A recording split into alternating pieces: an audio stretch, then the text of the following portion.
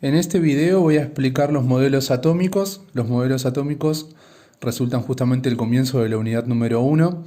Así que bueno, les voy a pedir por favor que presten atención y que si es necesario traten de tomar nota de todo lo que sea necesario para que ustedes después puedan resolver las actividades que yo voy a pedir al finalizar la unidad 1. Es importante saber que, como dicen modelos atómicos, son simplemente modelos, o sea que son representaciones de algo, de una idea que uno quiere tener acerca de, puntualmente en este caso, el átomo, que es lo que se está estudiando.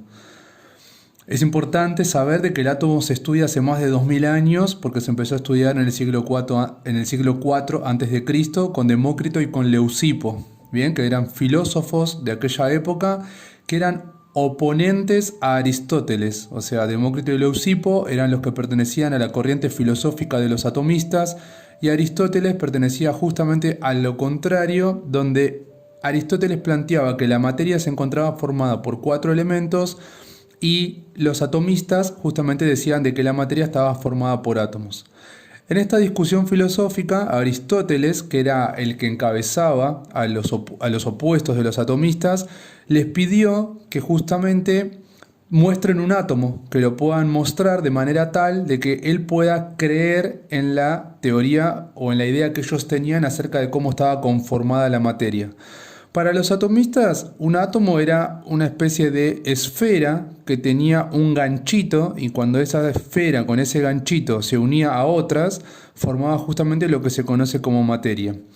Ahora, Demócrito y Leucipo, que eran los que encabezaban esta corriente filosófica, no podían mostrar lo que era un átomo porque planteaban de que era algo extremadamente pequeñito.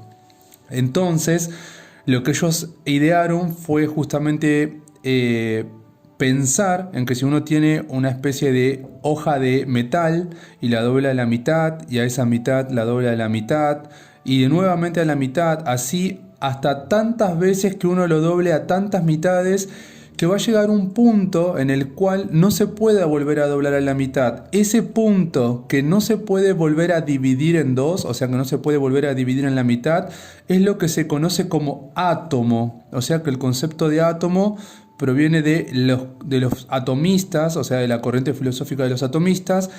Y como es algo que no se puede dividir, átomo quiere decir que no es divisible, es decir, que no se puede dividir, es lo mínimo que yo puedo tener. De ahí surge esta idea de pensar de que el átomo es la mínima parte de la materia. Ahora, pasó mucho tiempo, esto se los cuento, Aristóteles, como no pudo ver el átomo y era uno de los pensadores que tenía más poder en aquella época, terminó triunfando sobre la idea de los atomistas, se desprestigió, quedó tirada, pasó el tiempo y prevaleció esta idea de los 4 elementos que Aristóteles planteaba que la materia estaba formada por fuego, tierra, aire y agua. Bien, esto predominó durante siglos hasta la Edad Moderna. En la Edad Moderna, en el siglo XVIII, surge Dalton, que vuelve a estudiar justamente al átomo y él plantea de que el átomo es una esfera cargada positivamente. Bien, acá tenemos la esfera con las cargas positivas. Y es algo muy importante para mencionar, es que como es una única esfera con carga positiva, decimos que la materia es continua. Continua quiere decir que no hay espacios entre esta esfera. En esta esfera solamente es una especie de cuerpo rígido que no tiene ningún espacio. Es una sola cosa. Y por eso también podemos decir de que para Dalton la materia es indivisible, es decir, el átomo es indivisible. O sea, no tiene otras partes, no lo puedo dividir en dos, no puedo decir que tengo dos partes, tengo una sola esfera cargada positivamente, o sea que la materia es continua e indivisible para Dalton. En el siglo XIX surge Thomson. La idea de Thomson es pensar en el átomo como esa esfera positiva, pero que tiene pequeñas incrustaciones, como ustedes pueden ver, o sea, sigue siendo la esfera positiva, pero con incrustaciones que son negativas. Dalton toma esta idea ya que al usar un tubo de rayos catódicos, que es un tubo que tiene la capacidad de emitir cargas negativas, lo estoy tratando de representar de una manera bien sintética, tengo dos polos, un polo negativo y un polo positivo. Y justamente estas partículas salen de ese lugar y se dirigen hacia la zona positiva, evitando la zona negativa. Entonces, si el átomo está conformado por partículas que son exclusivamente positivas, como decía Dalton, ¿por qué van hacia el lado positivo? No tenía sentido. Entonces, a lo que puede arribar Thomson es que en realidad el átomo no está formado únicamente por una esfera con carga positiva, sino que además hay otra cosa que él la llamó electrones que tienen carga negativa. O sea que acá Thomson es el que estaría incursionando con este concepto de electrón. Electrón es aquel que tiene carga negativa. Y tiene para Thomson, el electrón, el único movimiento que tiene es un movimiento vibratorio. Es decir, que es lo único que puede hacer el electrón en esta esfera cargada positivamente. Entonces, lo que nosotros podemos decir es que la materia sigue siendo continua, porque acá no se ve separación alguna entre lo que son las incrustaciones y lo que es la esfera positiva. Es decir, es toda una sola cosa. Pero podemos empezar a hablar de que la materia se vuelve divisible.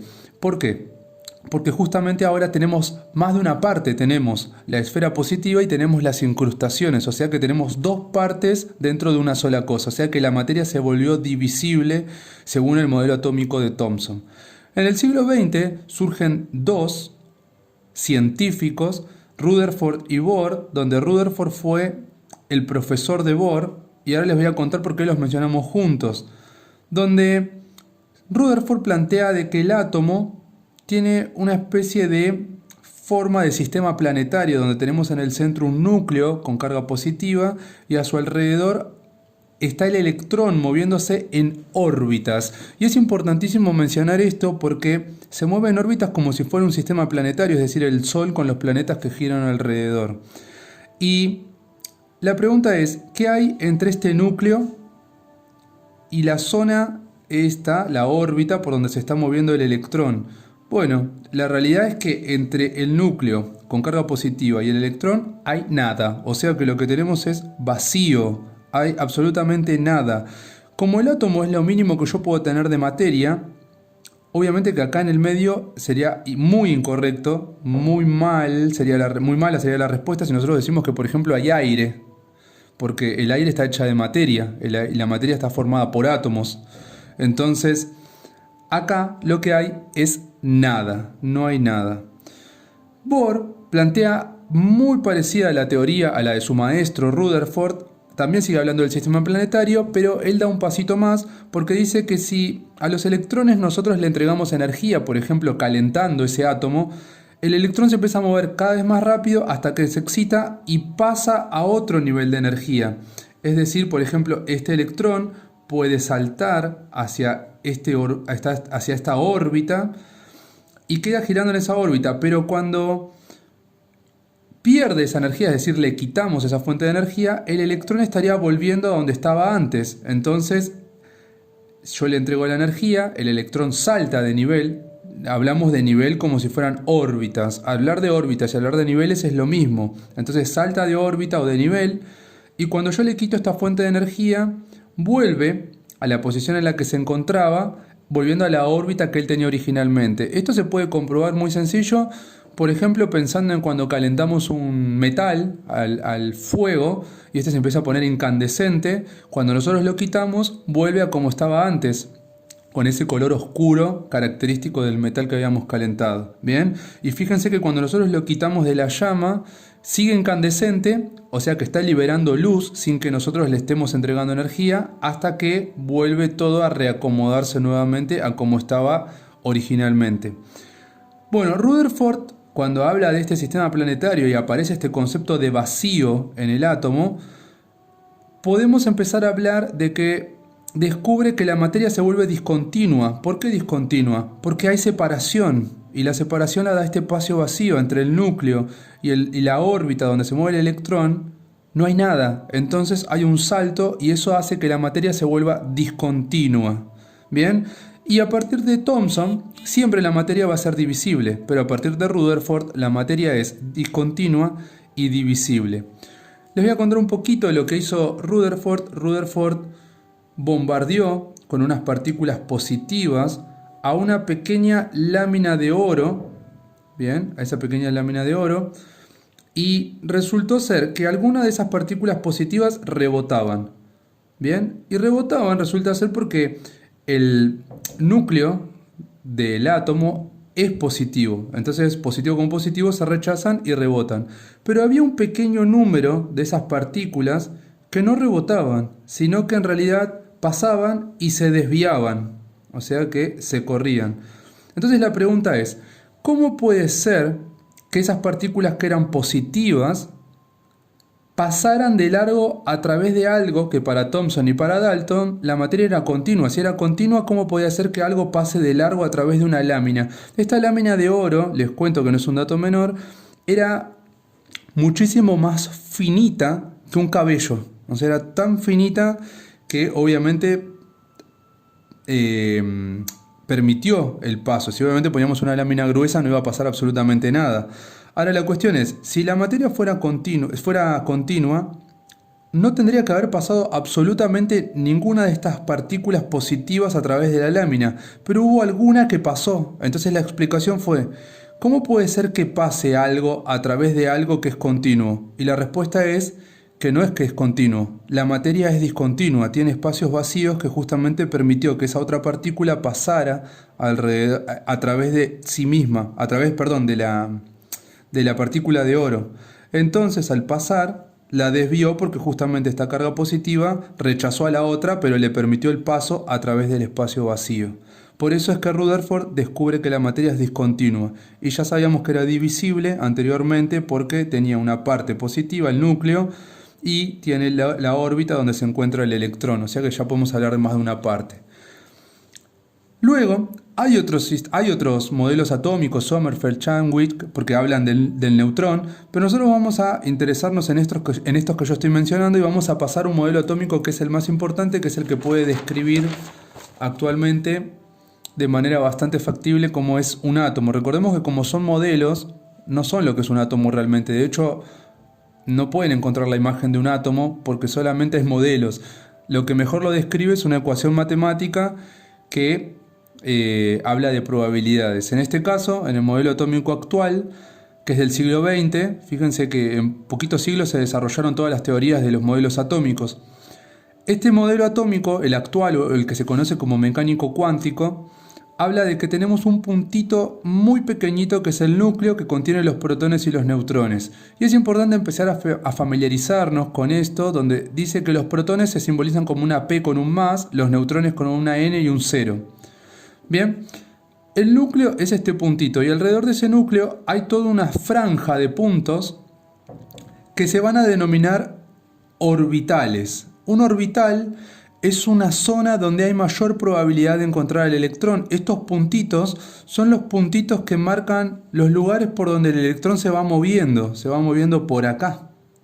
No se puede salir de esta zona, no se puede salir del orbital, no se puede salir de esta franja. Bien. Ahora, ¿qué es lo que hay acá? Lo mismo que había dicho Rutherford, nada, hay vacío. Pero los electrones pueden saltar de una órbita, de un nivel a otro, bien, si nosotros los excitamos brindándoles una fuente de energía. Es lo mismo que había dicho Bohr. Bien, ahora, si yo les saco esa fuente, vuelve. Pero nunca jamás pueden tocar esta franja donde no hay absolutamente nada, porque ahí hay vacío y es una zona no permitida para que el electrón se pueda mover. Ahora, fíjense que los electrones los estamos simbolizando con una letra E y con un menos. Entonces tenemos el núcleo con protones y neutrones y una zona que se llama orbital o nube electrónica, que es donde se encuentran los electrones. Bien, es importante que tengamos en cuenta justamente toda esta información para poder comprender de manera clara cómo evolucionó el átomo a lo largo del tiempo.